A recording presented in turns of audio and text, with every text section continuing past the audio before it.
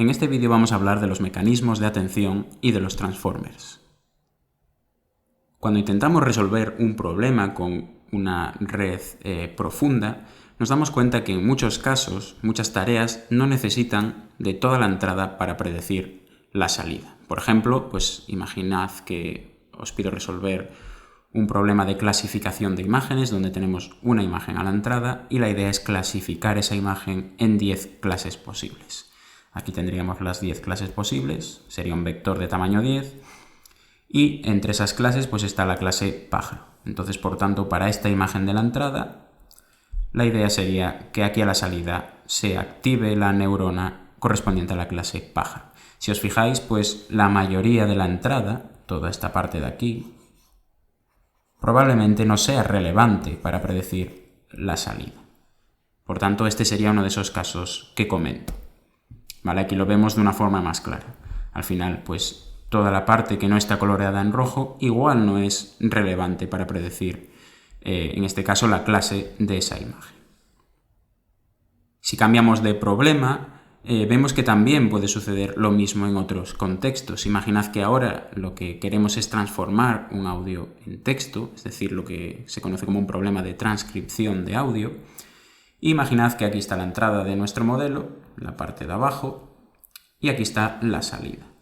Si os fijáis, el audio, que en este caso está codificado utilizando su espectrograma y separado en bloques de mismo tamaño, ¿vale? Estos bloques que veis aquí, pues si nos fijamos, para transcribir el audio, para transcribir lo que se dice en ese audio, que en este caso estaría en esta zona de aquí, la zona que vemos con colores oscuros, pues toda esta parte de aquí, todos los bloques que tenemos con color prácticamente todo blanco, representarían el silencio y por tanto tampoco serían relevantes para predecir la salida. Por tanto, aquí vemos otro caso donde la mayoría de la entrada no sería relevante para predecir la salida.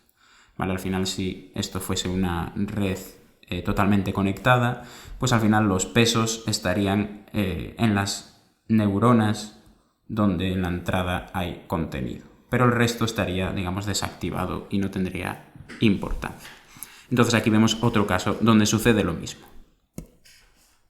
El último ejemplo que podemos ver es, por ejemplo, la traducción entre idiomas. En este caso, pues sucede algo similar.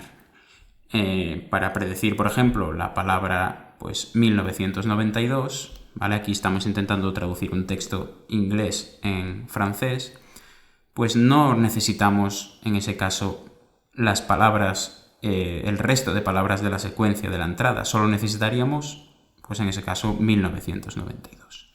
Sí que hay casos en los que, por ejemplo, la palabra pues zona o la palabra la en francés, pues en ese caso sí que necesita, en vez de un solo elemento como ocurría en 1992, sí que necesita de varios elementos, por ejemplo de, y aquí vemos también marcado ligeramente la palabra área, pero al final no necesita toda la secuencia de entrada, simplemente necesita pues esos dos elementos, el elemento de para conocer qué palabra tiene que traducir y área para conocer el género de la palabra, porque en francés pues de es la y tiene género, ¿vale? Pero como vemos, una vez más, puede ser que no sea útil utilizar o procesar toda la entrada para predecir una salida concreta.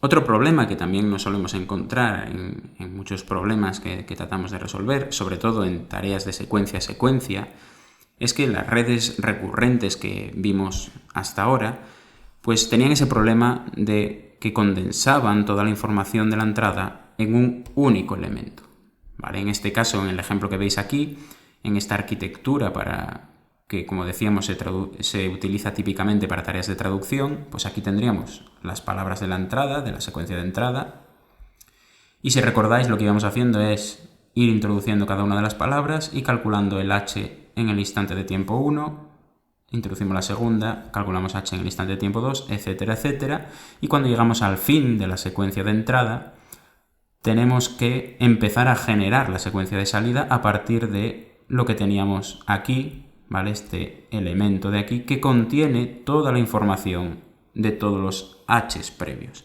Por tanto, estos h, ¿vale?, cuando más nos acercamos al final, resumen toda la información de toda la secuencia de entrada. Por tanto, ahí teníamos aquel problema de que, que a veces si la secuencia era muy larga, pues los elementos de la entrada perdían relevancia, los elementos, del inicio de la secuencia perdían relevancia, etcétera, etcétera. Vale, entonces eso también es un problema que de alguna forma tenemos que solventar. Entonces, en este contexto, teniendo en cuenta estos dos problemas, el de que no toda la secuencia de entrada es útil siempre para predecir la salida y que no es bueno acumular toda la secuencia en un único elemento, en ese contexto es cuando donde surgen los transformers. Los transformers es una nueva arquitectura que mejora la eficiencia computacional de las redes recurrentes y que además permite al modelo, al propio transformer, centrarse en partes concretas de la entrada para predecir la salida. Es decir, soluciona el primer problema que comentamos. Pero además soluciona el problema de la memoria cortoplacista de las redes recurrentes, es decir, lo que comentábamos ahora. Si acumulamos todo el conocimiento de la secuencia de entrada en un único elemento, puede ser que los elementos del principio de la secuencia pues desaparezcan o pierdan relevancia. Por tanto, pues también soluciona ese problema de memoria cortoplacista porque al final permite asociar o tener en cuenta palabras en una secuencia aunque estén muy alejadas entre sí. Puede ver que existe cierta relevancia entre la primera palabra de la secuencia y de la última, da igual la posición. A continuación vamos a hablar de los mecanismos de atención. Antes de comenzar a hablar de los transformers en sí, primero es necesario entender el funcionamiento de su componente principal, que son los mecanismos de atención. Dentro de un transformer se utilizan, como veremos más adelante, dos tipos de mecanismos de atención. Pero primero es bueno conocer cómo funcionan estos mecanismos antes de hablar de los transformers. Básicamente, estos mecanismos son los encargados de seleccionar qué elementos de la secuencia de entrada son más importantes para predecir la salida. Son los encargados de buscar qué elementos tienen relación entre sí o qué elementos son importantes y cuáles no para resolver el problema que intentamos resolver en ese momento. La entrada de estos mecanismos es típicamente una secuencia, pero como veremos más adelante también puede haber casos donde tenemos varias secuencias de datos. Dentro de los transformers se utiliza la llamada self-attention, pero además de la self-attention se utiliza alguna otra variación que veremos más adelante. Los mecanismos de atención son muy variados y existen muchas alternativas diferentes. Aquí veis un árbol donde más o menos están todas representadas y a lo largo de este tema iremos viendo las más relevantes. En este caso cabe destacar que se pueden combinar entre los elementos del primer nivel, es decir, entre estos elementos de aquí, podemos combinar y generar una attention, con variaciones. Es decir, yo puedo crear una self-attention con múltiples cabezas. O puedo crear una cross-attention con múltiples cabezas, por ejemplo, ¿vale? Pero no puedo crear una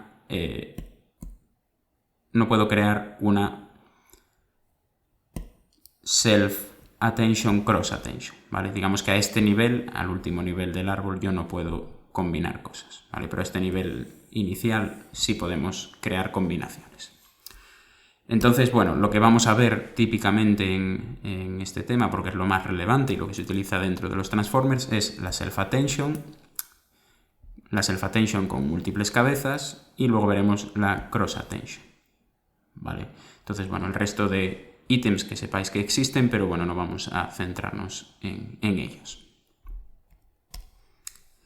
Entonces vamos a empezar ahora explicando la self-attention, que es el mecanismo más utilizado dentro de los transformers. Este método, básicamente lo que va a tener es una secuencia de entrada, esta de aquí, y una secuencia de salida, que sería esta de aquí, ¿vale? En la secuencia de entrada, típicamente le llamaremos x1, x2 hasta xt, y la secuencia de salida y1 y 2 hasta it. Hay que destacar que todos los vectores tienen que tener la misma dimensión k. Al final, lo que vamos a hacer aquí para transformar la secuencia de entrada en salida, en un mecanismo de self-attention, es simplemente seguir esta fórmula que veis aquí. Cada elemento de la salida, por ejemplo el i sub 1, va a ser resultado de hacer una multiplicación ponderada de cada uno de los elementos de la secuencia de entrada. Es decir, pues para calcular i sub 1 multiplicaríamos pues, x sub 1 por un w sub 1j más x sub 2 por w sub 1j y así sucesivamente, ¿vale? Estos j pues van a ser 1, 2 y así hasta el número de elementos de la secuencia de entrada. O sea que el último elemento sería x sub t por w sub 1t. Si os fijáis, simplemente es eso lo que estamos haciendo en esta fórmula de aquí. La pregunta es ¿de dónde proceden estos w que tenemos aquí en esta fórmula? Para calcular esos w, lo primero que tenemos que saber es que eso no es un peso que se aprende como en una red profunda normal y corriente. No es un peso que vamos a aprender durante el entrenamiento utilizando un optimizador concreto. Ese parámetro, ese elemento en este caso, w sub i j, va a ser el resultado de aplicar o de calcular el producto escalar del elemento x sub i de la secuencia de entrada transpuesto por el elemento x sub j.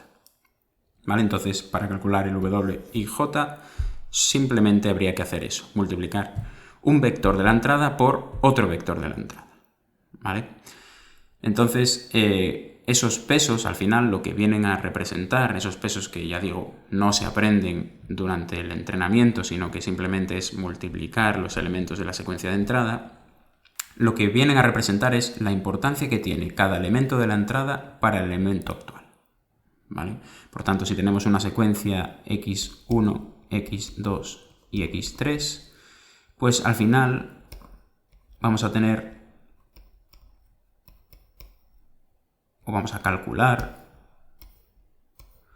uno de esos pesos para cada combinación, ¿vale? Esa W que va a tener todas las combinaciones, pues va a calcular un elemento para esta combinación, el x1 frente al x1, el x2 frente al x2, el x3 frente al x3 y así para todos, ¿vale? Estaríamos calculando esta matriz que podemos llamar W, que contiene todos esos elementos. Y al final, esos elementos representan la importancia de cada elemento de la entrada, ¿vale? Para el elemento actual. Ya iremos viendo un poco más adelante qué significa esto. Si nos damos cuenta, el producto escalar anterior, esa multiplicación de 2x, nos da valores entre menos infinito y más infinito, porque al final pues simplemente es una multiplicación, un producto escalar en este caso. Nosotros no queremos valores de menos infinito a más infinito, porque lo que queremos, recordad, es representar con ese peso una importancia de cada elemento de la entrada para el elemento actual. Por tanto, no nos interesa que sea un valor entre menos infinito y más infinito. Lo que nos interesa más es un valor entre 0 y 1 que represente pues, una importancia, digamos, del 0% o del 100%. Para conseguir esos valores, ese rango de valores, lo que vamos a hacer es aplicar una softmax a la fórmula anterior. Entonces, finalmente, tras hacer la softmax, la expresión nos quedaría así, ¿vale?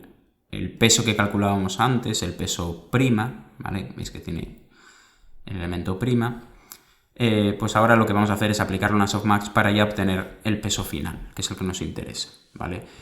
¿Qué pasa si nosotros aplicamos una softmax a cada fila de esa matriz que veíamos antes? Pues si aplicamos una softmax a estos elementos de aquí, esto todo, al sumar, tiene que darnos 1.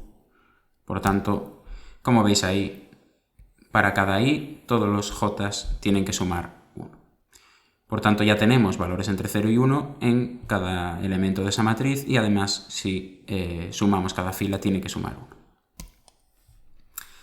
Para ver esto de forma gráfica, en este caso con la softmax omitida por simplicidad, pues aquí veríamos cómo calcular, ¿vale? En un ejemplo concreto, imaginad que ya hemos calculado I sub 1, la primera salida de este mecanismo de self-attention, y ahora queremos calcular el I sub 2. ¿Vale? ¿Cómo se haría eso? Pues para calcularlo simplemente cogeríamos cada elemento de la entrada, aquí los tenemos, cada palabra, imaginad que esto es un texto, es una secuencia de 4 palabras, y lo que haríamos sería, primero, calcular en esa matriz que yo os ponía antes, ¿vale? Que en este caso esa matriz pues sería de tamaño 4×4, aquí tendríamos x1, x2, x3, x4, y aquí lo mismo, ¿vale? Esta matriz recordad que tenía que sumar 1 cuando aplicamos la softmax, cada fila. Pues al final lo primero que tenemos que hacer para conseguir la salida, lo que tenemos que hacer es calcular los pesos que van en la fila pertinente. En este caso, como ya calculamos I sub 1, se supone que esta fila de aquí, de pesos, ya la hemos calculado.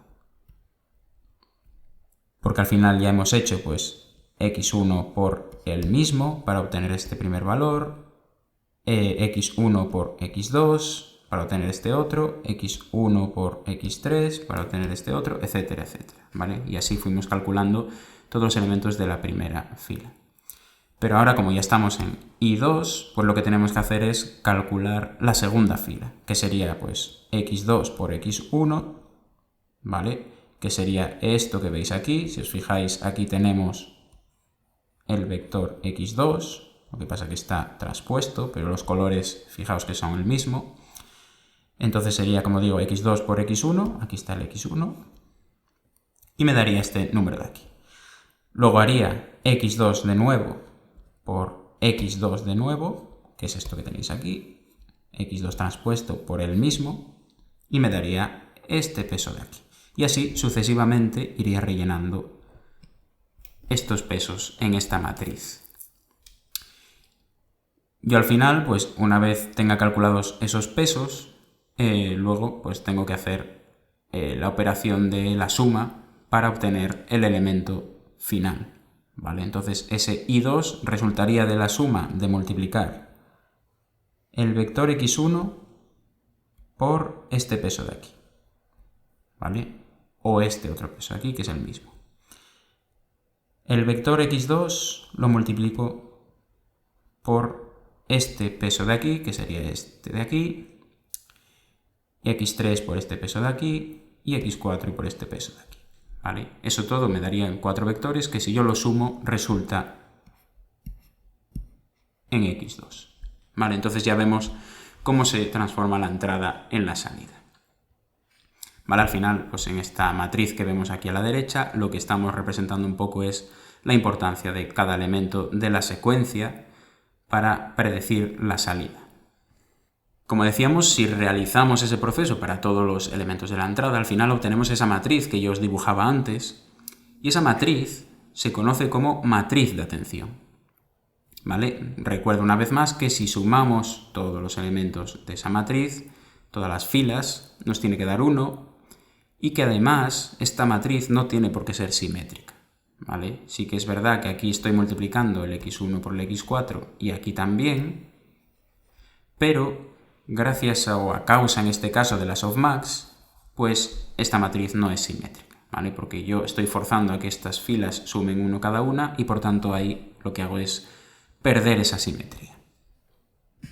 Tal y como lo hemos visto hasta ahora, la self-attention es difícil de entender o ver por qué funciona simplemente pues hacer el producto escalar de dos vectores y ponderar por el peso resultante el vector inicial. Pues como digo, es difícil ver por qué esto funciona, y para entenderlo un poco mejor vamos a poner un ejemplo concreto y vamos a suponer que dirigimos un videoclub, que tenemos M películas, U usuarios y que al final lo que vamos a querer es recomendar películas a nuestros usuarios, ¿vale? Vamos a intentar crear un sistema capaz de recomendar películas a los usuarios. Lo primero que tendríamos que hacer sería codificar cada usuario y película de forma numérica, ¿vale? Necesitamos de alguna forma representar, en este caso de forma vectorial, a los usuarios y a las películas. La primera forma que se nos puede ocurrir es hacerlo de forma manual, es decir, yo voy a coger cada una de mis películas y voy a crear para cada una de ellas un vector de tamaño, en este caso, por ejemplo, 3. Cada posición de ese vector va a representar un género, ¿vale? Por tanto, si la película M tiene drama, pues yo voy a poner aquí un valor alto. Si tiene acción, pondré un valor alto aquí, y si tiene comedia, un valor alto aquí, ¿vale? Si no tiene, pues pondría un valor próximo a 0 o a -1, ¿vale? Y puedo hacer lo mismo con los usuarios. Puedo coger cada usuario, representarlo con un vector de tamaño 3, y en ese caso, pues si el usuario, utilizando los mismos géneros que utilizamos para las películas, si al usuario le gusta la comedia, pues pondré un valor alto aquí, si le gusta la acción, lo mismo aquí, y si le gusta el drama, lo mismo ahí, ¿vale? ¿Qué pasa si yo, una vez tenga todas las películas codificadas con este método y todos los usuarios codificados con ese método? ¿Qué pasa si yo multiplico un usuario por una película? Yo al final lo que estaría haciendo sería esto que veis aquí. Multiplico la posición 1 del usuario por la 1 de la película, la 2 del usuario por la 2 de la película y la 3 del usuario por la 3 de la película. Y todo esto lo sumo, ¿vale? Eso es como obtendría este peso. Al igual que hacemos con la attention, ¿vale? ¿Qué representa esta multiplicación? Lo que está representando de alguna forma es que si este peso es alto, es porque hay compatibilidad entre este usuario y esta película, ¿vale? Si es alto y positivo, ¿vale? Ahora veremos las opciones que podemos barajar, ¿vale? Por tanto, hay que tener en cuenta en esa multiplicación el signo que tiene, ¿vale? Si la película M es romántica y al usuario le encanta el romanticismo, ese producto que estamos haciendo, que es el producto escalar, va a ser positivo, ¿vale? Porque esos dos números, al multiplicarlos va a dar un número positivo. Si la película, si el usuario, aquí hay un error, ¿vale? Si la película M es romántica y el usuario U odia el romanticismo, ¿vale? Pues el producto escalar ya va a dar negativo, ¿vale? Entonces el signo es muy relevante en ese peso que estamos calculando. Y también es importante la magnitud, porque al final una película puede ser un poco romántica, pero no mucho, ¿vale? Puede ser, digamos, si tenemos valores entre 0 y 1, pues puede ser 0,3, ¿vale? Es un poco romántica, pero no mucho. Un usuario puede no preferir el romanticismo, pero ser un poco, que le da un poco igual, ¿vale? Puede ser ambivalente. Entonces, tenemos que tener en cuenta en ese valor que nos da ese peso, no solo el signo, sino que también la magnitud, ¿vale? Entonces, este principio es un poco en el que se basa el mecanismo de atención. Una forma de solventar este problema de las películas o de resolverlo sería haciendo esto que comentamos, pero si nos damos cuenta, si tenemos que manualmente ir rellenando todos los valores para los usuarios y para las películas, esto puede ser muy costoso, ¿vale? Porque tendríamos que coger todos los usuarios de nuestra base de datos e ir de alguna forma rellenando esos vectores de tamaño 3, y lo mismo para las películas, ¿vale? Si tenemos muchísimas películas y usuarios, esto se vuelve inviable. Entonces, una forma de solucionar esto y hacer que el programa o el modelo que intentamos aprender sea un poco también más inteligente es dejar que las características, esos 3 elementos que representan a cada película y cada usuario, sean parámetros del modelo, es decir, que los aprenda el modelo durante el aprendizaje. Entonces, lo que vamos a hacer es dejar que solo aprenda el modelo y nosotros vamos a pedirle a los usuarios que valoren varias películas. Vamos a decirle que nos muestren sus preferencias.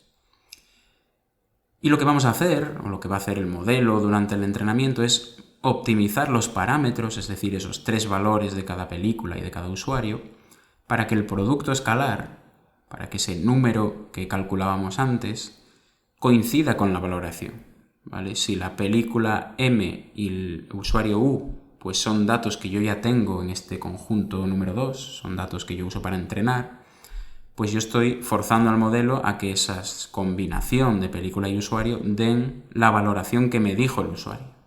Un usuario que ya vio la película M y le gustó y le puso, digamos, un 5 de nota, pues yo quiero forzar al producto escalar a que dé 5, y para que dé 5 pues va a haber que cambiar los valores de cada película, los 3 valores, y los del usuario también. Entonces, de esa forma, con un conjunto de datos relativamente pues grande, podemos hacer que el modelo aprenda automáticamente una representación para cada película y para cada usuario. Una cosa que tenemos que tener en cuenta al hacerlo así es que ahora cada uno de esos 3 valores que representa un usuario y una película ya no representan géneros, ¿vale? Ahora ya no sabemos lo que representan porque es un número que al final aprendió el modelo durante el aprendizaje, pero son características que nosotros desconocemos su significado, ¿vale? Pero a pesar de ello, esas características reflejan de alguna forma una semántica significativa o representan de alguna forma algo del contenido de la película. ¿Por qué?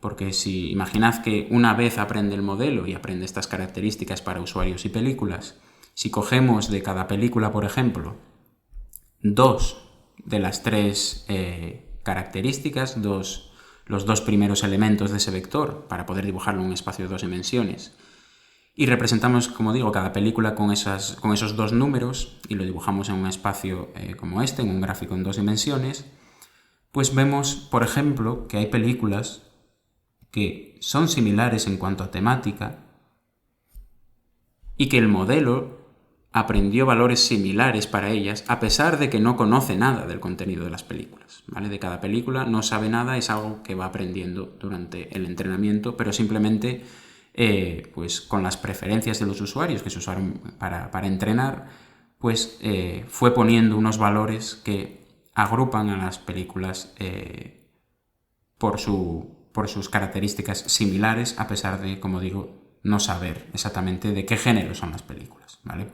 Si hiciésemos lo mismo con los usuarios, sucedería algo similar. Los usuarios con gustos similares estarían cerca y los más diferentes pues estarían más apartados. Entonces, como decía, este es el principio que hace que la self-attention funcione, ¿vale? Entonces, imaginemos que tenemos la secuencia de palabras, es decir, una frase que es el gato camina en la calle, y lo que tendríamos que hacer para aplicar self-attention es representar cada palabra por un vector v de tamaño k, ¿vale? Entonces ya tendríamos un vector para cada una de estas palabras, todos de tamaño k. Los valores de ese vector se aprenderán durante el entrenamiento, como en el ejemplo anterior, y si aplicamos self-attention a la secuencia anterior, lo que se nos retorna es otra secuencia, que es pues la salida para la palabra él, la salida para la palabra gato, etcétera, etcétera. Pero ahora, cada uno de estos elementos, esta palabra gato, resulta de una suma ponderada de todos los embeddings de la primera secuencia. Al final, pues el modelo va aprendiendo un embedding para cada palabra de la entrada, y este vector i de aquí, el de la salida, pues es una suma ponderada de cada uno de estos vectores de la entrada. Pues si al final el modelo detectó que para la palabra gato pues es relevante, pues imaginemos que esto es 0, ¿vale? El peso que tiene en la matriz de atención, esto es 0.2, ¿vale? Un 20%, esto es un otro 20%, por ejemplo, esto es un 0, esto es un 0 y esto es un 60%, ¿vale? Porque si recordáis, esto tiene que sumar siempre 1. Pues al final gato es multiplicar el vector de la entrada por un 20%, digamos, el vector de camina por un 20% y el de calle por un 60% y sumarlo todo, ¿vale? Porque al final el modelo vio que es lo mejor para resolver la tarea que intentemos resolver aquí, ¿vale? La que sea. Pero simplemente quedarnos con eso, ¿vale? La self-attention nos da vectores a la salida que resultan como la suma ponderada de los embeddings de la secuencia de entrada. Como decía, ¿vale? Hay que tener en cuenta que los valores de los vectores de la entrada, como los estamos aprendiendo en este caso, en este ejemplo que estamos poniendo, pues el modelo al final va a determinar qué valores va a haber en esos vectores, y al final la relación que va a haber entre dos palabras pues depende de la tarea que intentemos resolver, ¿vale? Imaginad que pues en términos generales, cuando estamos tratando con texto, ¿vale? Hay palabras que normalmente se suelen eliminar, como por ejemplo los artículos, y podemos suponer, por ejemplo, que en la frase anterior, pues el artículo el es una palabra que no suele ser muy relevante para resolver ninguna tarea de aprendizaje, a no ser que estemos creando una red capaz de detectar artículos en el texto, ¿vale? Entonces en ese caso sí sería relevante. Pero tradicionalmente esas palabras no son relevantes. Por tanto, si no fuesen relevantes, pues podemos decir o asumir que el embedding VL, el embedding que va a aprender el modelo, para la palabra el va a tener un producto escalar bajo o negativo con las demás palabras. Porque al final, si no importa, pues no queremos que se involucre de ninguna forma en esa suma ponderada, ¿vale? Sin embargo, pues si la palabra, por ejemplo, camina, pues sí que es muy útil para, ya digo que depende de la tarea resolver, pero normalmente suelen ser útiles los verbos, y probablemente pues camina y gato pues tengan un producto escalar alto y positivo y por tanto pues tengan un peso, tengan un peso alto, y al final en la suma ponderada estas palabras pues tengan más relevancia. En resumen, al final el producto escalar nos intenta expresar de alguna forma cómo de relacionados están dos vectores de la secuencia de entrada. Y ese grado de relación pues viene definido por la tarea de aprendizaje, como decíamos, ¿vale? Antes suponíamos que el artículo el no era relevante, pero ya digo que depende de la tarea que intentemos resolver. Si buscamos artículos en un texto, pues sería muy relevante. Los vectores de salida, al final, pues son una suma ponderada de todos los elementos de la secuencia de entrada en función de su peso, ¿vale? Al final multiplicamos cada vector de la secuencia de entrada por un peso y sumamos el resultado, ¿vale? Por ahora, ¿vale? Lo que acabamos de ver de self-attention, si os fijáis, en el mecanismo de self-attention que explicamos, no hay parámetros que aprender, ¿vale? La parte de atención, es decir, la parte donde hacemos el producto escalar y calculamos la matriz de atención, ahí no se aprende ningún peso, ¿vale? ¿Por qué? Sí que ahora decíamos que vamos a dejar al modelo que aprenda la codificación de las palabras de entrada, pero eso no forma parte del mecanismo de atención, ¿vale? La codificación de la secuencia de entrada no es parte del mecanismo, ¿vale? Eso es pues, un recurso que utilizamos nosotros, pero el mecanismo de atención, en este caso el de self-attention, empieza a partir de ahí. Yo ya tengo las palabras codificadas, calculo la matriz de atención y hago la suma ponderada, ¿vale? Por tanto, eso no es parte del mecanismo de atención y por ahora no hay ningún parámetro que se aprenda en el mecanismo de atención, porque esa matriz de pesos, esa matriz de attention, pues provenía del producto escalar. Otra cosa que tampoco contemplamos en la self-attention es que la entrada se trata como un conjunto y no como una secuencia. Porque al final, si alteramos el orden de las palabras de la secuencia de entrada, la salida va a ser la misma, ¿vale? Va a ser la misma, pero también va a estar cambiada de orden. Es decir, los vectores de salida van a ser los mismos, pero van a estar en otra posición, ¿vale? Pero eso no es tratar diferente a una secuencia según el orden de sus palabras, ¿vale? Las estamos tratando como un conjunto de elementos y si cambia el conjunto inicial, cambia el conjunto final o el conjunto de salida. Y típicamente cuando estamos tratando con texto no queremos eso, ¿vale? El orden sí que tiene mucha relevancia y queremos que se vea reflejado también en la salida. Entonces, como digo, pues los mecanismos de self-attention no pueden ser simplemente lo que acabamos de contar y en realidad no son así y tienen pues varias mejoras, ¿vale? La self-attention que se utiliza dentro de los transformers tiene 3 mejoras adicionales concretamente. Una es la incorporación de queries, keys y values, la segunda es el escalado del producto escalar y la última es la multi-head attention. Y a continuación vamos a ver cada una de ellas en detalle.